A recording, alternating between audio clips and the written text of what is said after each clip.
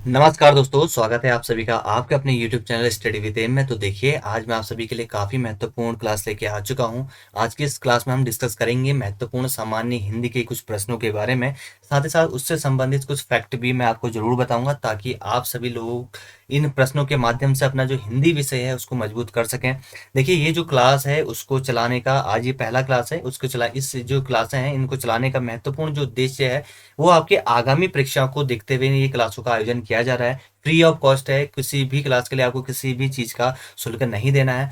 हम इसकी जो पीडीएफ है वो प्रोवाइड भी करवा रहे हैं, आपको टेलीग्राम ग्रुप में मिल जाएगी, स्टडी विद एम के नाम से बना हुआ है। तो आप चाहें तो इस क्लास का पीडीएफ भी वहाँ से आप डाउनलोड कर सकते हैं।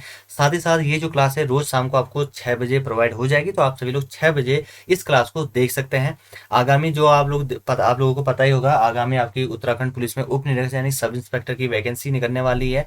पुलिस की वैकेंसी आ रही है, साथ ही साथ कनिष्ठ सहायक की वैकेंसी है। आगामी दिसंबर माह में आपका बंदी रक्षक का पेपर है। तो इन सभी के लिए सामान्य हिंदी को आपको बहुत मजबूत करने की आवश्यकता है, क्योंकि 20 नंबर काफ़ी महत्वपूर्ण होते हैं किसी भी पोस्ट में सिलेक्शन प्रदान के लिए। तो आप सभी लोग हमारी इस क्लास को स्टार्टिंग से लेकर एंड तक जरूर दिखेगा। आज क्लास का पहला दिन है, तो ज़्यादा से ज़्यादा शेयर जरूर करवाइएगा इस क्लास को। आपका सपोर्ट काफ़ी ज़रूरी है। और इस क्लास को शेयर करने के साथ ही जिन लोगों ने चैनल को सब्सक्राइब नहीं किया हुआ है वे लोग चैनल को भी जरूर सब्सक्राइब कर लीजिएगा।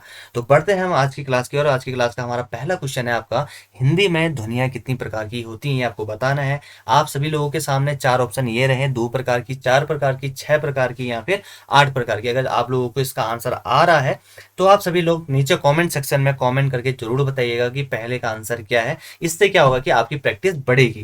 देखिए, जो पहले का आंसर है वो है, हिंदी भाषा में ध्वनियाँ 2 प्रकार की होती हैं। फिलहाल इन ये जो 2 प्रकार की ध्वनियाँ इनको डिस्कस कर लेते हैं। देखिए, ध्वनियाँ या वर्ण ये एक ही होते हैं। भाषा की सबसे छोटी इकाई को ही क्या कहा जाता है? ध्वनि कहा जाता है। कई बार ये जो क्वेश्चन है ना ये रिपीटेड हो जाता है कि बताइए भाषा की सबसे छोटी इकाई को क्या कहा जाता है, तो आपको पता होगा। और अगर पता नहीं है तो इससे पता चल जाएगा कि आपका जो भाषा की सबसे छोटी इकाई है वो उसे क्या कहा जाता है? उसे ध्वनि कहा जाता है। ध्वनियों को ही क्या कहा जाता है? वर्ण भी कहा जाता है। वर्णों के व्यवस्थित समूह को वर्णमाला कहा जाता है। देखिए, वर्णमाला समझना, देखिए किसी भी व्यवस्थित क्रम में, यानी कि अगर हम अ आ ई इस तरीके से व्यवस्थित क्रम बनाए तो, या फिर क ख ग घ इस तरीके से एक व्यवस्थित क्रम में लिखे तो इन्हीं को क्या कहा जाता है? वर्णमाला कहा जाता है। अगला क्वेश्चन देख लेते हैं, मात्रा के आधार पर स्वर कितने प्रकार के होते हैं ये आपको बताना है। आपके सामने ऑप्शन ये रहे, 2 प्रकार के, 3 प्रकार के, 6 प्रकार के या फिर 8 प्रकार के। देखिए, मात्रा के जो आधार पे जो स्वरों की संख्या होती है वो 3 होती है। फिलहाल बात कर लेते हैं इसके बारे में, जो की पॉइंट है उनको एक बार देख लेते हैं। देखिए, जिन वर्णों का उच्चारण बिना किसी अवरोध के या फिर बिना किसी दूसरी वर्ण की सहायता से होता है उन्हें ही क्या कहा जाता है? स्वर कहा जाता है। देखिए, स्वर आपने देखा होगा, अ में कोई किसी भी प्रकार का इसमें वर्ण का सहयोग नहीं मिल रहा है, या किसी बिना उच्चारण में किसी भी प्रकार का अवरोध उत्पन्न नहीं हो रहा है। लेकिन अगर उसी के साथ साथ आप क देखें तो क किससे बना है? ये बना है, देखिए, क धन औ से। इसमें क को बनने में, क वर्ण को बनने में इसी के साथ साथ एक स्वर की भी आवश्यकता होती है, तब जाकर आपका क बनता है। तो ठीक है, इसमें क क्या है? आपका स्वर नहीं होगा। स्वर जो होते हैं वो स्वतंत्रिक होते हैं। साथ ही साथ इसमें किसी भी दूसरे वर्ण की सहायता का प्रयोग नहीं किया जाता है, और उच्चारण में बिना किसी अवरोध के ये उच्चारित किए जा सकते हैं। अगर बात करें मात्रा के आधार पर, मैंने अभी जैसा कि आपको बताया कि मात्रा के आधार पर स्वर कितने प्रकार के होते हैं? 3 प्रकार के होते हैं। इसके जो 3 प्रकार के हैं, सबसे पहले हर्ष स्वर होता है, दूसरा दीर्घ स्वर होता है, और तीसरा होता है प्लतु स्वर होता है। हर्ष स्वर में देखिए सबसे कम समय लगता है हर्ष स्वर में। दीर्घ स्वर की बात करें तो हर्ष स्वर से दुगना समय लगता है दीर्घ स्वर में। और प्लतु स्वर में बात करें तो प्लतु स्वर में आपका 3 मात्राओं का समय लगता है। कई कई बार पूछ लिया जाता है कि प्लतु स्वर का उदाहरण क्या है। देखिए, जैसे कि आप ओम लिखते हैं ना, ओ उसके बाद एक इस तरीके से मैं लिखने की पूरी कोशिश कर रहा हूँ ताकि आपको यहाँ पे मैं समझा सकूं। ये किसका उदाहरण है? ये आपका ओम जो है आपका, ये आपका प्लवतु स्वर का उदाहरण है। ठीक है, उम्मीद कर रहा हूँ कि आपसे लोगों की जो आज की क्लास है उनके सभी प्रश्न आपको समझ में आ रहे होंगे। अगला क्वेश्चन आपकी स्क्रीन पे ये रहा कि निम्नलिखित में से कौन सा वर्ण स्त्रीलिंग नहीं है? आपको ये बताना है, ई री या उ। देखिए, इसमें से 3 जो ऑप्शन है वो तो स्त्रीलिंग है, लेकिन एक जो ऑप्शन है वो स्त्रीलिंग नहीं है। तो आपको यही पहचानना है कि इसमें स्त्रीलिंग वो कौन सा शब्द है जो आपका स्त्रीलिंग नहीं है। तो वो शब्द है आपका उ। ठीक है, छोटा ऊ जो है आपका ये स्त्रीलिंग है। अगर आप देखेंगे इ ई री ये जो है आपका स्त्रीलिंग के वर्ण होते हैं, लेकिन ऊ जो होता है वो स्त्रीलिंग में नहीं गिना जाता है। अगला क्वेश्चन देख लेते हैं, य र ल वो व्यंजनों को क्या कहा जाता है। काफी महत्वपूर्ण क्वेश्चन है, कई बार और लगभग लगभग बहुत बार रिपीटेड क्वेश्चन ये पूछ लिया जाता है। य र ल वो बताइए कौन सा व्यंजन है, स्पर्श व्यंजन है, अंतस्थ व्यंजन है, ऊष्म व्यंजन है, या फिर इनमें से कोई नहीं। देखिए इसका जो राइट आंसर रहेगा वो रहेगा आपका अंतस्थ व्यंजन। ठीक है, अंतस्थ व्यंजन में के अंतर्गत आते हैं आपका य र ल वो। ठीक है, इसको आप याद रखिएगा। जिनको नहीं पता, देखिए जो भी क्वेश्चन आपको नहीं आता है उन क्वेश्चनों को आप नोट डाउन जरूर कर सकते हैं, या फिर इनका स्क्रीनशॉट आप अपने पास संभाल सकते हैं। अगला देखिए, काकल्य वर्ण कौन सा है, आपको बताना है काकल्य वर्ण कौन सा है। य है, स है, ह है, या अण है। तो आपको इसमें बताना है कि काकल्य वर्ण कौन सा है। देखिए इसका जो राइट आंसर रहेगा काकल्य वर्ण रहेगा आपका ह। ह आपका क्या कहा जाता है, ह को काकल्य वर्ण भी कहा जाता है। अगला क्वेश्चन है आपसे लोग की स्क्रीन पे, अधिकारी में कौन सा उपसर्ग है, आपको बताना है अधिकारी में कौन सा उपसर्ग है। अ उपसर्ग है, या अधि उपसर्ग है, या री उपसर्ग है, या फिर ई उपसर्ग है। देखिए उपसर्ग की बात करें तो जो है आपके, पहले इसको मैं आंसर बता देता हूँ, उसके बाद इसके बारे में भी बता दूंगा। देखिए अधिकारी जो वर्ड है या अधिकारी जो शब्द है, इसमें उपसर्ग की बात करें तो अधि जो है इसमें उपसर्ग है। देखिए उपसर्ग को एक बार देख लेते हैं ताकि आपसे लोगों को और भी अच्छे से समझ में आ जाए।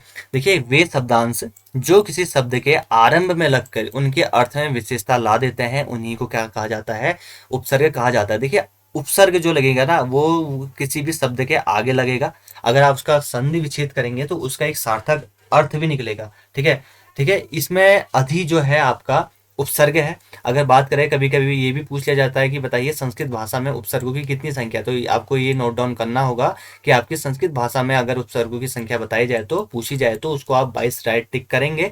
साथ ही साथ हिंदी भाषा में उपसर्गों की संख्या पूछी जाए तो हिंदी भाषा में उपसर्गों की संख्या कितनी है, 10 उपसर्ग हैं आपके हिंदी भाषा में। तो ये जो की पॉइंट है उसको भी आप नोट डाउन करते चलिएगा।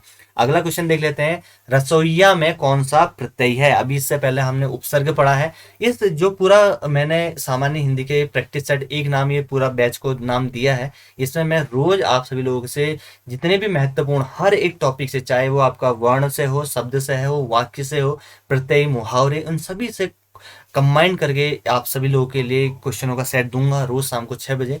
तो आप लोग इसको जरूर देखिएगा, इसी से आपकी क्या होगी कि तैयारी को एक नई धार मिलेगी, जिससे कि आपको फायदा ये होगा कि आप अपने जो भी आपका एग्जाम होगा उसमें आप फतेह कर पाएंगे। फिलहाल बात कर लेते हैं प्रत्यय के बारे में। रसोईया में कौन सा प्रत्यय ये आपको बताना था। देखिए ये 4 ऑप्शन है, अगर आप लोगों को ऑप्शन आ रहे हो तो तुरंत नीचे कमेंट सेक्शन में कमेंट करके देख लीजिएगा, उसके बाद आप इसमें अपना आंसर चेक कर सकते हैं। देखिए रसोईया में प्रत्यय की बात करें तो ईया। देखिए रसोईया में ईया प्रत्यय, प्रत्यय क्या होता है, देखिए इससे पहले अभी हमने पढ़ा उपसर्ग। उपसर्ग क्या होते हैं, किसी भी शब्द के जो प्रारंभ में लगते हैं उनको क्या कहा जाता है, उपसर्ग कहा जाता है। लेकिन किसी भी शब्द के अंत में जो वर्ड होता लगते हैं और इससे किसी भी शब्द की विशेषता ला देता है वो वर्ड, तो उसी को क्या कहा जाता है, प्रत्यय कहा जाता है। ठीक है, ये प्रत्यय लगेंगे अंत में किसी भी शब्द के। कॉन्सेप्ट आपको क्लियर रखना है, प्रत्यय और उपसर्ग में कंफ्यूज नहीं होना है। उपसर्ग आगे लगेंगे, प्रत्यय पीछे लगेंगे किसी भी शब्द के। तो इसमें रसोईया में कौन सा प्रत्यय था, इसमें ईया प्रत्यय था। ठीक है, अगला क्वेश्चन देख लेते हैं। इसमें धड़ाक, इसका जो सही वर्ड होना चाहिए था, इसमें यहाँ पे बिंदिया लगी होनी थी। ठीक है, धड़ाक में प्रत्यय है, आपको बताना है कि धड़ाक में कौन सा प्रत्यय है। अक प्रत्यय है, आग प्रत्यय है, अप प्रत्यय है, या ओक प्रत्यय। अगर आप लोगों को आंसर आ रहा है तो नीचे कमेंट में कमेंट करके जरूर बताइएगा कि धड़ाक में कौन सा प्रत्यय है। इसका जो राइट आंसर रहेगा ये होगा आपका आग। धड़ाक में आपका आग प्रत्यय है। अगला क्वेश्चन को डिस्कस कर लेते हैं, आपका भविष्य उज्जवल हो। इसमें देखिए ये आपका इसका ऑप्शन ये रहे, लेकिन उससे पहले मैं पेन ले लेता हूं। इसमें आपको इस वाक्य में देखिए आपका भविष्य उज्जवल हो, इस वाक्य में वाक्य का भेद बताना है कि ये प्रश्नवाचक वाक्य है, निषेधवाचक वाक्य है, इच्छावाचक वाक्य है, या फिर आज्ञावाचक वाक्य है। देखिए इसका जो राइट आंसर रहेगा वो राइट आंसर रहेगा इच्छावाचक। आपका भविष्य उज्जवल हो, इसमें कौन सा वाक्य है, आपका इच्छावाचक वाक्य है। अगला क्वेश्चन देख लेते हैं, कारतूस किस भाषा का शब्द है। ये शब्द भी पूछे जाते हैं कि अलग अलग शब्द दे देगा और उससे पूछेगा कि ये किस भाषा का शब्द है। फिलहाल अभी ये जो क्वेश्चन पूछा गया है, कारतूस पूछा गया कि किस भाषा का शब्द है, अरबी भाषा का, फारसी भाषा का, फ्रेंच या फिर फ्रांसीसी भाषा का या फिर तुर्की भाषा का, ये आपको बताना है। तो देखिए कारतूस देखें तो कारतूस आपका फ्रेंच यानी कि फ्रांसीसी भाषा का ये शब्द है आपका कारतूस। इसके साथ ही साथ कुछ अन्य शब्दों को भी डिस्कस कर लेते हैं जो कि फ्रेंच भाषा के हैं या कि फ्रांसीसी भाषा के हैं। देखिए बिगुल भी आपका फ्रेंच भाषा का शब्द है, कर्फ्यू भी आपका जो है फ्रेंच भाषा का शब्द है, कूपन भी और बेसिन भी, ये चार के चार वर्ड को भी आप नोट डाउन जरूर कर लीजिएगा, ये वर्ड भी आपके फ्रेंच भाषा से ही संबंधित हैं। अगला क्वेश्चन देख लेते हैं, जो करेगा सो भरेगा, ये आपको जिसके नीचे अंडरलाइन यानी जो और सो में रेखांकित शब्द क्या है ये आपको बताना है। क्रिया विशेषण है, संकेतवाचक सर्वनाम है, संबंधवाचक सर्वनाम है या फिर गुणवाचक सर्वनाम है। इसका जो राइट आंसर है वो है आपका संबंधवाचक सर्वनाम। अब फिलहाल बात कर लेते हैं इसमें जो संबंधवाचक सर्वनाम है वो होते क्या है, इन सर्वनाम शब्दों को हम कैसे पहचानेंगे। देखिए परस्पर एक दूसरे बात का संबंध बताने के लिए, देखिए परस्पर एक दूसरे से बात का संबंध बताने के लिए जिन सर्वनामों का प्रयोग होता है उन्हीं को संबंधवाचक सर्वनाम कहते हैं। ठीक है, जैसे कि इसमें आप देखें जो करेगा सो भरेगा, इसमें जो और सो क्या है आपका संबंधवाचक सर्वनाम है। ठीक है, जैसे कि अगर एक नया उदाहरण लिया जाए, देखिए जो परिश्रम करेगा वही आपका सफल होगा, जो और वही इसमें क्या होगा आपका संबंधवाचक सर्वनाम होगा। अगर सर्वनाम की बात करें तो सर्वनाम के भेद पूछ लिए जाते हैं कि सर्वनाम के भेद कितने प्रकार के होते हैं, तो सर्वनाम के जो भेद होते हैं वो 6 प्रकार के होते हैं।